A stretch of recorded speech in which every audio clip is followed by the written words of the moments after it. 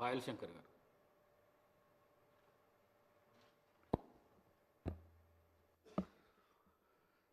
అధ్యక్ష, మాట్లాడే అవకాశం ఇచ్చినందుకు మీకు ప్రత్యేకంగా ధన్యవాదాలు. ముఖ్యమంత్రి గారు ప్రత్యేకంగా ఒక విషయాన్ని ప్రస్తావించడం జరిగింది. ఈ యొక్క రాష్ట్ర ఆవిర్భావం తర్వాత టీఎస్ని టీజీగా చేయడం కానీ,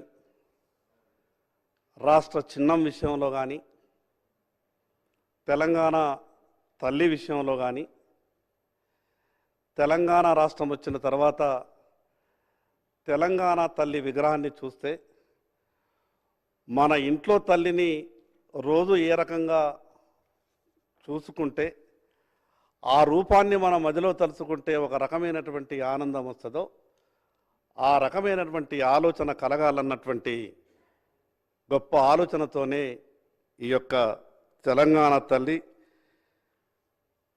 మార్పును చేసినామని గౌరవ ముఖ్యమంత్రి గారు చెప్పడం జరిగింది. ప్రభుత్వానికి పూర్తి అధికారం ఉన్నది. ఈ అధికారం ఎంత ఉన్నప్పటికీ ఈ సభలోని అన్ని పక్షాల సభ్యులతోని ప్రభుత్వానికి ఉన్నటువంటి ఆలోచనని పంచుకొని చేస్తే కొంత ఇంకా బాగుంటుందని మా సలహా సూచన.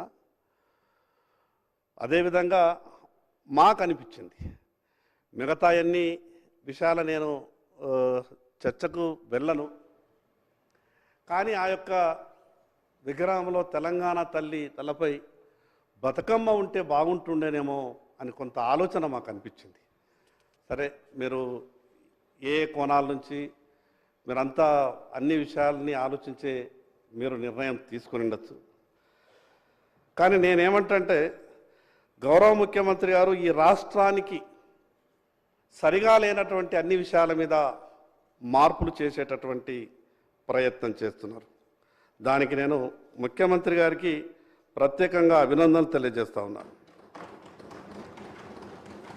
కానీ గత ప్రభుత్వం తీసుకున్నటువంటి ఈ రాష్ట్ర ప్రభుత్వ ఉద్యోగులకు సంబంధించినటువంటి ఈ రాష్ట్ర చిహ్నాలు మార్చిండ్రు, ఈ రాష్ట్ర గీతాలు మార్చిండ్రు, విగ్రహాన్ని కూడా మార్చిండ్రు. నేనేమంటానంటే, రూపకల్పన చేసిండ్రు, తరే కొద్దిగా ఏదో చేసిండ్రు. మొత్తానికైతే ఏది మంచి అనిపిస్తున్నదో అది చేస్తున్నామని చెప్పే ప్రయత్నం చేస్తున్నారు. చాలా సంతోషం. మేమేమంటున్నామంటే, గత ప్రభుత్వం 317 అనే జీవో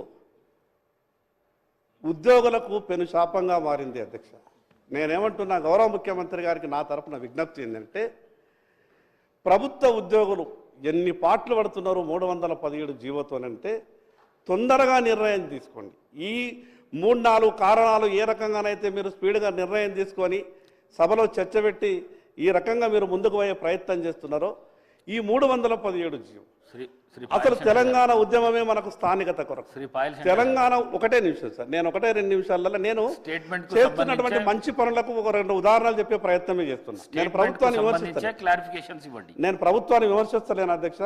చేస్తున్నటువంటి మంచి పనులకు ఇంకొక 4 మంచి పనులు చేస్తే బాగుంటుందని ప్రభుత్వానికి సూచన మాత్రమే చేయదలుచుకున్నా. నేను ఎందుకు ఈ మాట చెప్తున్నానంటే అధ్యక్ష, అసలు తెలంగాణ ఉద్యమమే స్థానికత కొరకు ఏర్పడింది. స్థానికత విషయంలో మన పంచాయతీ వచ్చింది. కానీ తెలంగాణ రాష్ట్రం వచ్చిన తర్వాత ఈ 317 జీవో వచ్చి ఈ ప్రభుత్వ ఉద్యోగులకు ఈ రకమైనటువంటి ఇబ్బంది కలుగుతుందని ఎవరు కూడా ఊహించలేదు. నేను అందుకే ఇన్ని మంచి పనులు చేస్తున్నామని సభలో చెప్తున్నారు, చాలా సంతోషం. ఇటువంటి మంచి పనులు కూడా వాటికి ఎంతైతే స్పీడ్గా చేసినారో ఈ మంచి పనులకు కూడా అంత స్పీడ్గా చేయండి. ఒక్కొక్క చివరిగా 1 నిమిషంలో ముగిస్తా అధ్యక్ష. ఒక్క విషయం, తెలంగాణ రాష్ట్ర ఆర్థిక వ్యవస్థ గత ప్రభుత్వం చిన్నాభిన్నం చేసిండొచ్చు, ప్రభుత్వ ఉద్యోగులు విపరీతంగా ఇబ్బందులు పడుతున్నారు. జీపీఎఫ్ని కూడా జమ చేస్తున్న జీపీఎఫ్ని అది మీ తప్పు అని నేను కొత్తగా మీ మీద నింద వేసేసి ప్రతిపక్ష నేను రాజకీయ విమర్శ చేయదలుచుకోలేదు. గత ప్రభుత్వం చేసినటువంటి పాపం కావచ్చు, గత ప్రభుత్వం చేసినటువంటి తప్పులు కావచ్చు, వెంటనే ఈ తెలంగాణ రాష్ట్ర ఆర్థిక వ్యవస్థను సరిదిద్ది ప్రభుత్వ ఉద్యోగులు జీపీఎఫ్ని కూడా తీసుకోలేనటువంటి పరిస్థితులను ఆ విషయాల మీద కూడా ముఖ్యమంత్రి గారిని దృష్టి పెట్టాల్సిందిగా మా తరపున విజ్ఞప్తి చేస్తా ఉన్నాను. భవిష్యత్తులో ఇలాంటి పెద్ద మార్పులు, పెద్ద చర్చలు జరిగినప్పుడు అధికారం మీకున్నది, ప్రభుత్వానికి అధికారం ఉన్నది, రాష్ట్ర ప్రజలు మీకు ఇచ్చిండ్రు. కానీ మిగతా పక్షాల సభ్యుల సలహాలు, సూచనలు కూడా పరిగణలోకి తీసుకుంటే బాగుంటుందని ప్రభుత్వానికి ఈ సందర్భంగా చెప్పదలుచుకున్నాం అధ్యక్ష. గౌరవ సభ్యులు శ్రీ పోచారం శ్రీనివాసరెడ్డి గారు.